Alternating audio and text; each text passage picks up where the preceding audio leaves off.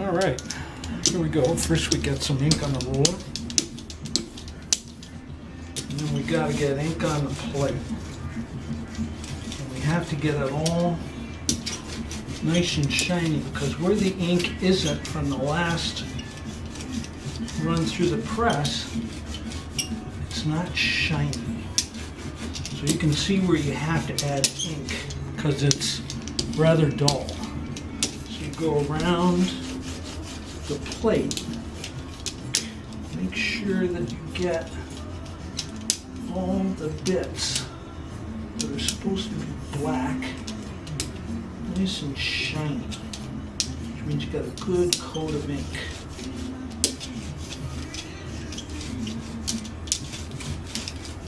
Sometimes you have to go over 2 or 3 times to make sure that you've got ink in all the right places and that you have enough coverage, enough ink. Rather tedious process, but leaves a good print.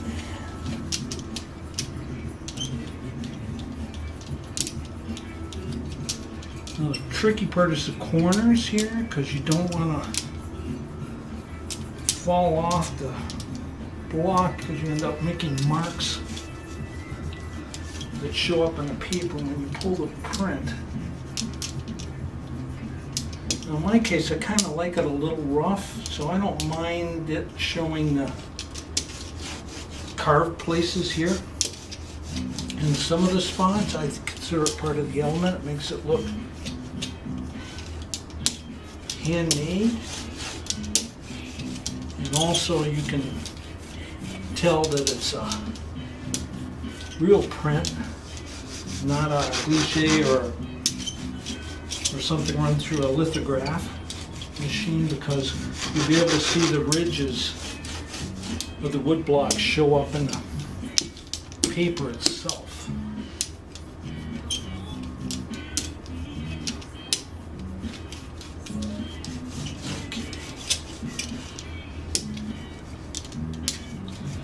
Alright, so I have all these fancy lights here that are making me hotter than heck, but it allows me to make sure that I got ink coverage in the entire plate and it's all shiny. I don't have any dull spots showing that I don't have enough ink coverage.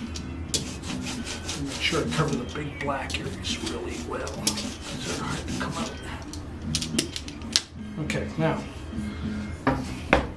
plate moves aside. I check my fingers for any extra ink. So I don't want the ink, because I'm going to go grab the white paper. You don't want fingerprints on it.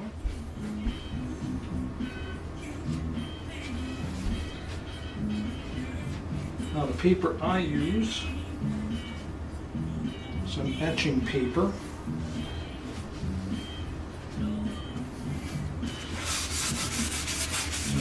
Soaked it in water so it's soft. It's like fabric.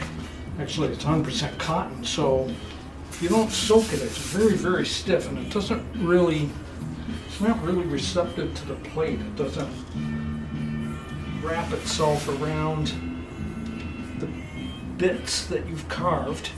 There we go. And also, when you run it through the press, it's going to push the paper right into the grooves here. You kind of see the grooves, so that way you can know it actually went through a wood block. Kind of like when you do intaglio, and you can see the edges of the plate pressed right into the paper. In this case with wood block, especially large like this, you get that really nice look. Make sure you got the right side of the paper up. Oops, this is the rough side. Gotta flip it. I thought I had it right. Check.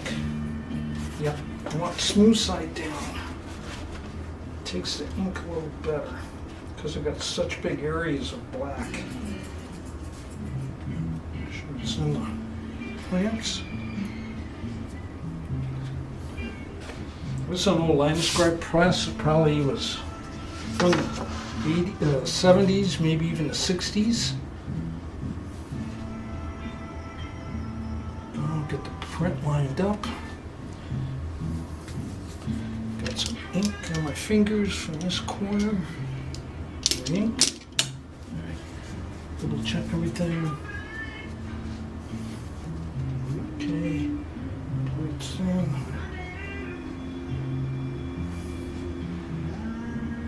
Sure everything's lined up right. No screw ups. Okay.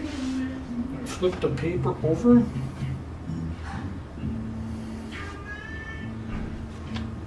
And run the roller over it.